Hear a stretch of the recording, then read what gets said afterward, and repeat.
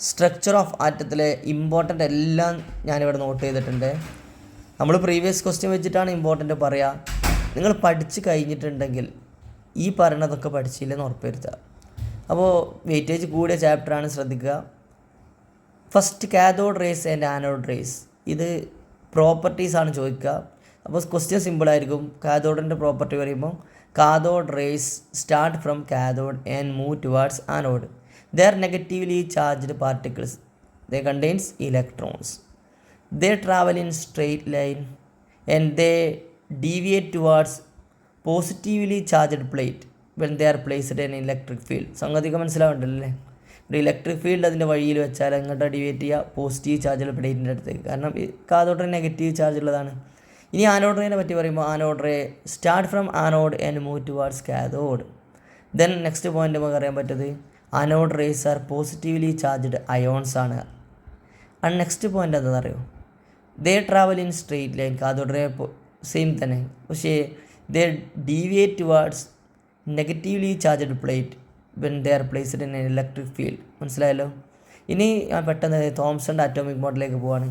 Atomic മോഡലിൽ Thomson മോഡലൊക്കെ വളരെ റെയറായിട്ട് ചോദിക്കുന്നതാണ്. ഈ പ്രാവശ്യം അതൊക്കെ ഞാൻ പറഞ്ഞിട്ടാണ് പോകുന്നത്. കാരണം PYQ ക്വസ്റ്റ്യൻസ് ഒന്നും അല്ല. +2 ക്വസ്റ്റ്യൻ വന്നപ്പോൾ അവർക്ക് എന്തും ചോദിക്കാമെന്നാണ്. NCERT ബുക്കിൽ ഉണ്ടാവണമെന്നേ ഉള്ളൂ. അപ്പോൾ എന്തും ഇമ്പോർട്ടൻ്റ് ആവാം. അതുകൊണ്ട് തോംസൺ മോഡലിനെ പറ്റി ജസ്റ്റ് ഒന്ന് പറയുന്നുള്ളൂ. തോംസൺ മോഡലിൽ ആറ്റം ഒരു സ്ഫെറിക്കൽ ആയിട്ടാണ് പറയുന്നത്. Atom is spherical in nature. Then most of the mass is uniformly distributed. Most of the mass എന്ന് പറയേണ്ട, ആറ്റത്തിൻ്റെ മാസൊക്കെ യൂണിഫോംലി ഡിസ്ട്രിബ്യൂട്ടഡ് ആണ്. The mass of the atom is uniformly distributed. പിന്നെ and the electrons are distributed like seeds are distributed in a watermelon. അപ്പോൾ ഈ മോഡലിന് water melon model എന്നും അതേപോലെ പ്ലം പുഡിംഗ് മോഡൽ എന്നൊക്കെ പറയുമല്ലോ. കാരണം ഒരു വാട്ടർ മെലണിൽ വത്തക്കയിൽ ഇലക്ട്രോൺസ്, ഇത് വത്തക്കയിലെ സീഡ്സ് എങ്ങനെയാണോ ഡിസ്ട്രിബ്യൂട്ട് ചെയ്തത് അതുപോലെയാണ് അതിലുള്ള എന്തുള്ളത്, ഇലക്ട്രോൺസ്, ആറ്റത്തിൽ ഇലക്ട്രോൺസ് ഉള്ളത്. ആ മോഡലൊന്ന് പഠിച്ചു പോവുക. Then Rutherford nuclear model, very important മോഡലാണിത്. ഇതാണ് എന്തായാലും ഒഴിവാക്കാൻ പറ്റിയൊരു ക്വസ്റ്റ്യനാണ് റുദർഫോർഡ് ന്യൂക്ലിയർ മോഡൽ. അപ്പോൾ ഇതിൽ ശരിക്കും ആൽഫ റേ സ്കാറ്ററിങ് എക്സ്പെരിമെൻ്റ് എന്നറിയപ്പെടും, അല്ലെ ഗോൾഡ് ഫോയിൽ എക്സ്പെരിമെൻറ്റ്. ഇത് ചുരുക്കി പറയാനുള്ളൂ ഞാൻ. ഇതിൽ നിങ്ങൾ പഠിക്കാനുള്ളത് മെയിനായിട്ട് ഈ മോഡലിൻ്റെ പേര് ന്യൂക്ലിയർ മോഡൽ അല്ലെങ്കിൽ പ്ലാനറ്ററി മോഡലാണ്. ഇതിൽ എക്സ്പെരിമെൻറ്റ് നടത്തി അതിൻ്റെ ഒബ്സർവേഷൻ മുതൽ പഠിക്കണേ. പിന്നെ കൺക്ലൂഷൻ. ആ കൺക്ലൂഷൻ എന്ന് പറയുമ്പോൾ അതാണ് മോഡൽ. അപ്പോൾ അതിൽ പറയണത് ആറ്റത്തിൻ്റെ മാസും അതേപോലെ പോസിറ്റീവ് ചാർജും ഒരു ചെറിയ സ്മോൾ റീജിയനിലാണ് കോൺസെൻട്രേറ്റ് ചെയ്തത്. അതിനെ വിളിക്കുന്ന പേരാണത് ന്യൂക്ലിയസ്. അല്ലാതെ തോംസൺ പറഞ്ഞ പോലെ മാസ് ഒന്നും യൂണിഫോംലി ഡിസ്ട്രിബ്യൂട്ടഡ് അല്ല. പിന്നെ most of the mass and positive charge is concentrated in an extremely small region. അതിൻ്റെ വിളിക്കുന്ന പേര് ന്യൂക്ലിയസ്. പിന്നെ just electrons are revolving around the nucleus. ഇത്രയൊക്കെ ഉള്ളൂ. ബാക്കി നിങ്ങളൊന്ന് പഠിക്കാൻ, ഞാൻ പെട്ടെന്ന് മെയിൻ പോയിൻറ്റ്സ് പറഞ്ഞു പോകാട്ടോ. ദെൻ അതിൻ്റെ ഡ്രോബാക്സ് വരുന്നുണ്ട്. അതിപ്പോൾ തന്നെ പറയാം. ലിമിറ്റേഷൻ ഓഫ് റുദർഫോർഡ് മോഡൽ എന്ന് പറയുമ്പോൾ ആറ്റത്തിൻ്റെ സ്റ്റെബിലിറ്റി എക്സ്പ്ലെയിൻ ചെയ്യുന്നതിൽ അത് പരാജയപ്പെട്ടു. ദെൻ അടുത്ത പോയിൻ്റ്, ഈ ഹൈഡ്രജൻ സ്പെക്ട്രത്തിൽ പറയും പോലെ ഹൈഡ്രജൻ സ്പെക്ട്രം എക്സ്പ്ലെയിൻ ചെയ്യുന്നത് പരാജയപ്പെട്ടു എന്ന് പറയാം. അല്ലെങ്കിൽ Rutherford model failed to explain the electronic structure of atom എന്ന് പറയാം. അഥവാ ഈ ഷെല്ലിനെ പറ്റിയൊന്നും പറഞ്ഞില്ല എന്നർത്ഥം. Then next isotope, isobar, same number of atomic number, different mass number, അതാണ് ഐസോട്ടോപ്പ്. ഐസോബാർ ആകുമ്പോഴോ different atomic number but same mass number. Then next Planck's concept ഉണ്ട്. പ്ലാങ്ക്സ് കൺസെപ്റ്റ് ഒന്നും എക്സ്പ്ലെയിൻ ചെയ്യാനൊന്നും ചോദിക്കില്ല. E=h/nu, ആ ഇക്വേഷൻ അറിയണം. E=h/nu. h ആണ് Planck's constant. Energy എന്തിന് ഡയറക്റ്റ്ലി പ്രൊപ്പോർഷനാണ്? ന്യൂ ഫ്രീക്വൻസിക്ക്. അതിൽ പറയുന്ന കാര്യങ്ങൾ അറിയാമല്ലോ. അതായത് ഫോട്ടോ ഇലക്ട്രിക് എഫക്റ്റ് പറയാം. ഫോട്ടോ ഇലക്ട്രിക് എഫക്റ്റും ബ്ലാക്ക് ബോഡി റേഡിയേഷനും, ഇതിന് രണ്ടും പ്രത്യേകത എന്താ വെച്ചാൽ ലൈറ്റിൻ്റെ പാർട്ടിക്കിൾ നേച്ചർ കൊണ്ട് എക്സ്പ്ലെയിൻ ചെയ്യാൻ പറ്റിയ രണ്ട് ഫിനോമിനനാണത്. ഫോട്ടോ ഇലക്ട്രിക് എഫക്റ്റും ബ്ലാക്ക് ബോഡി റേഡിയേഷനും. ലൈറ്റിൻ്റെ ഏതാ പാർട്ടിക്കിൾ നേച്ചർ കൊണ്ടാണ്. ഫോട്ടോ ഇലക്ട്രിക് എഫക്റ്റ് ഞാൻ എക്സ്പ്ലെയിൻ ചെയ്യുന്നില്ല. അത് കണ്ടെത്തിയത് ഹെൻറിച്ച് ഹെഡ്സ് ആണ്. പക്ഷേ അതിൻ്റെ പ്രത്യേകത, ചില മെറ്റൽസിൻ്റെ സർഫസിലേക്ക് സൂട്ടബിൾ ഫ്രീക്വൻസി ഉള്ള ലൈറ്റ് തട്ടിയാൽ ഇലക്ട്രോൺസ് തെറിച്ചു പോകും. അതാണ് ഫിനോമിനൻ. അത് ആൽബർട്ട് ഐൻസ്റ്റീൻ്റെ ഒരു എക്സ്പ്ലനേഷൻ ഉണ്ട് ഫോട്ടോ ഇലക്ട്രിക് എഫക്റ്റ്. അത് ഇമ്പോർട്ടൻ്റാണ്. അത് ശരിക്ക് പ്ലാങ്ക്സിൻ്റെ മോഡലുണ്ട്, പ്ലാങ്ക്സ് ക്വാണ്ടം തിയറി. അത് വെച്ചിട്ടാണ് ഐൻസ്റ്റീൻ അത് എക്സ്പ്ലെയിൻ ചെയ്തത് കേട്ടോ. അതിലും 2 പോയിൻ്റ് ഇപ്പോൾ പറയണം, നിർബന്ധമാണ്. അതെന്താണെന്ന് വെച്ചാൽ തെറിച്ചു പോകുന്ന ഇലക്ട്രോൺസിൻ്റെ എണ്ണം, ഫോട്ടോ ഇലക്ട്രിക് എഫക്റ്റിൽ തെറിച്ചു പോകുന്ന ഇലക്ട്രോൺ എണ്ണം ലൈറ്റിൻ്റെ ഇൻറ്റൻസിറ്റിക്ക് ഡയറക്റ്റ്ലി പ്രൊപ്പോർഷനിലാണ്. അതേസമയത്ത് തെറിച്ചു പോകുന്ന ഇലക്ട്രോണിൻ്റെ സ്പീഡ് കൈനറ്റിക് എനർജി ഫ്രീക്വൻസിക്കും ഡയറക്റ്റ്ലി പ്രൊപ്പോർഷനില്ല. അത് മിക്കവാറും ക്വസ്റ്റ്യനിൽ ഉണ്ടാവാറുണ്ട് കേട്ടോ. ദെൻ ബ്ലാക്ക് ബോഡി റേഡിയേഷൻ പറയാം. ബ്ലാക്ക് ബോഡി റേഡിയേഷൻ എന്ന് പറയുമ്പോൾ ചില ഐഡിയൽ ബോഡികളാണത്. അതെന്ത് ചെയ്യും, എല്ലാ തരം ഫ്രീക്വൻസീനെയും അബ്സോർബ് ചെയ്യുകയും ചെയ്യും, എമിറ്റ് ചെയ്യുകയും ചെയ്യും. അതിൻ്റെ ഡെഫിനേഷൻ ഒന്ന് പഠിച്ചു വെക്കുക. പെർഫെക്റ്റ്ലി അങ്ങനെ ഒരു ബ്ലാക്ക് ബോഡി ഇല്ല, ആ ഭാഗം നോക്കുക. Then line spectrum of hydrogen ആണ്. ഇതിൽ ഐൻസ്റ്റീൻ്റെ എക്സ്പ്ലനേഷനിൽ പ്രോബ്ലം ഉണ്ട് കേട്ടോ, അത് നോക്കണ്ടേ.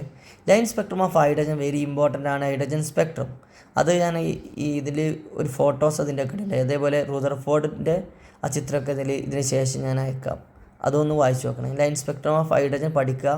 അതിൽ ബാൾമർ സീരീസൊക്കെ അറിയാമല്ലോ, അതാണെന്ത് വിസിബിൾ റീജിയൻ ഉള്ളത്, അതൊക്കെ നോട്ട് ചെയ്യുക. പിന്നെ ഓരോ റീജിയനൊക്കെ പഠിക്കുക. ഞാനതിപ്പോൾ എക്സ്പ്ലെയിൻ ചെയ്യില്ല, ഞാൻ പെട്ടെന്ന് കാര്യങ്ങൾ പറഞ്ഞു പോകാം. ഇനി Bohr model for hydrogen atom. Bohr വളരെ ഇമ്പോർട്ടൻ്റ് ആണ്. ആറ്റം മോഡൽ, ബോർ മോഡൽ, അതിൻ്റെ പോസിറ്റീവ്സ് ഒന്നും സ്ഥിരമായിട്ട് ക്വസ്റ്റ്യൻ ചോദിക്കണം, ഒന്നും ഒഴിവാക്കേണ്ടില്ല. ഒരു 4 പോയിൻ്റ് എന്തായാലും ഷുവറായിട്ട് പഠിച്ചു വെക്കട്ടോ, സിമ്പിളായിട്ട് ഉള്ളത് ഞാൻ അയക്കാം.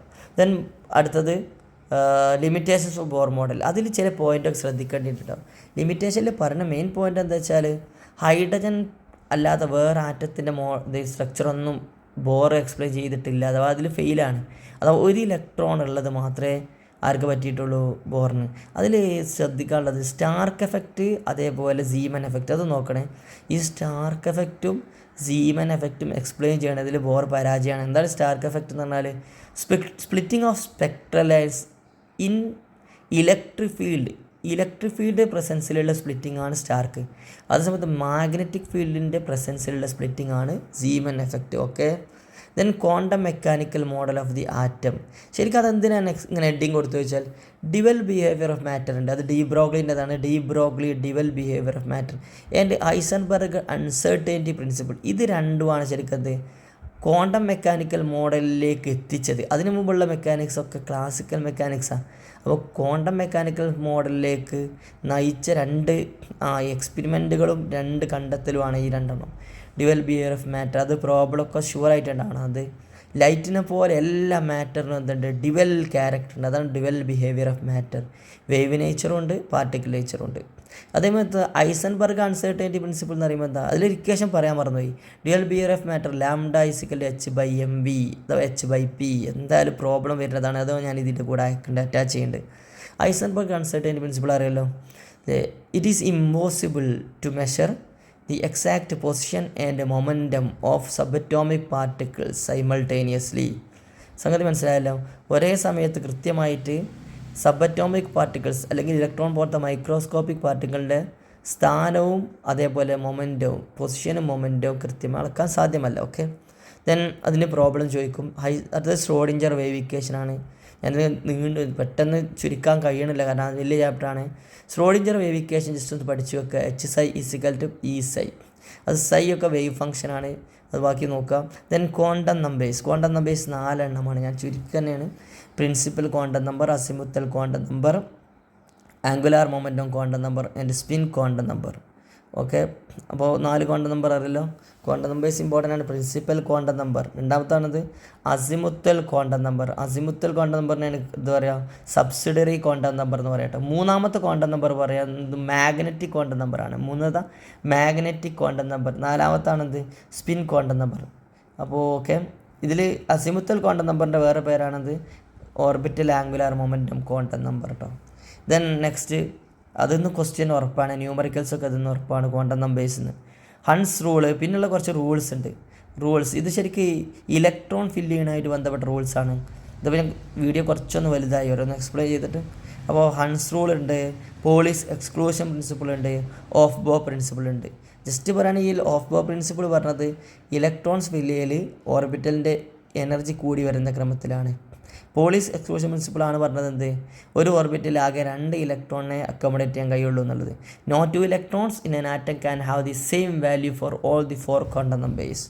അതാണ് അത്. ഹൺസ് റൂൾ എന്ന് പറയുമ്പോൾ ഡീജനറേറ്റ് ഓർബിറ്റൽസ്, അഥവാ ഒരേ എനർജിയുള്ള ഓർബിറ്റലിലൊക്കെ ഇലക്ട്രോൺ ഫില്ല് ചെയ്യുമ്പോൾ ആദ്യം ഓരോന്ന് വീതം കൊടുക്കും, അതിന് ശേഷമാണ് എന്ത് ചെയ്യുക, പെയറിങ് നടക്കുക. ദെൻ ഷേപ്സ് ഓഫ് ഓർബിറ്റൽസ് എന്ന് പറയുമ്പോൾ വരച്ച് പഠിക്കാനുള്ളതാണ്. അതിൽ എസ് പി ഡി അതൊക്കെ ചിത്രം വരക്കണം. അതിൻ്റെ ചിത്രം ജസ്റ്റ് ഒന്ന് അറ്റാച്ച് ചെയ്യേണ്ടത്, അത് നിർബന്ധമായിട്ടും വരച്ച് പഠിക്കണം നിങ്ങൾ.